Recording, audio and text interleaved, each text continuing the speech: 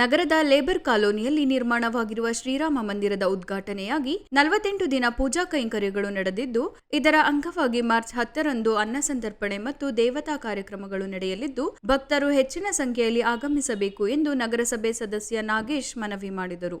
ಯಜಮಾನರಾದ ಮಹದೇವ್, ತಿಮ್ಮಯ್ಯಮ್ಮ, ಮುತ್ತುರಾಜ್, ಮಹದೇವು ಇದ್ದರು. ಮೊದಲನೇದಾಗಿ ತಮಗೆ ನಾವು ಧನ್ಯವಾದಗಳನ್ನು ಹೇಳಬೇಕು. ಕಾರಣ ಏನಂತಂದ್ರೆ, ಕಳೆದ ಜನವರಿ 22ನೇ ತಾರೀಕಿನಂದು ಅಯೋಧ್ಯೆಯ ಶ್ರೀ ರಾಮ ಮಂದಿರ ಉದ್ಘಾಟನೆ ದಿವಸನೇ ನಮ್ಮ ಬಡಾವಣೆಯ ರಾಮ ಮಂದಿರ ಉದ್ಘಾಟನೆ ಆಯಿತು.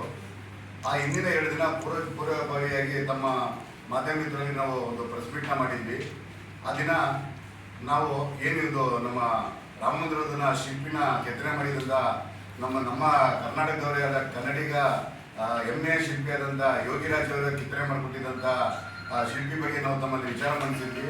ಅದು ಇಡೀ ದೇಶದ ಮಟ್ಟದಲ್ಲಿ ಪ್ರಚಾರ ಆಗಿ ಒಂದು ಅದ್ಭುತ ಯಶಸ್ಸನ್ನು ಕಂಡು ಹಲವಾರು ಸಾಗರೋಪಾದಿಯಲ್ಲಿ ಭಕ್ತಾದಿಗಳು ಬಂದು ಸ್ವಾಮಿ ಕೃಪೆ ಪಾತ್ರರಾಗಿ ಶ್ರೀರಾಮನ ದರ್ಶನ ಪಡೆದು ಅನ್ನದಾಸೋಹರ ಬಾಕಿಯಾಗಿ ಇಲ್ಲಿವರೆಗೂ 48 ದಿನಗಳ ಪೂಜಾ ಕಾರ್ಯಕ್ರಮಗಳನ್ನ ಹಮ್ಮಿಕೊಂಡಿದ್ವಿ. ನಾಳೆ ಕೊನೆ ದಿನ ಪೂಜಾ ಕಾರ್ಯಕ್ರಮ ಇದೆ.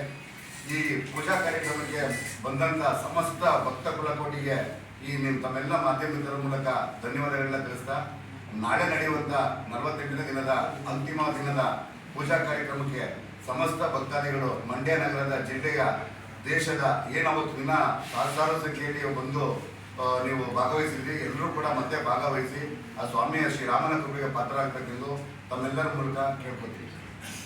ಧನ್ಯವಾದಗಳು.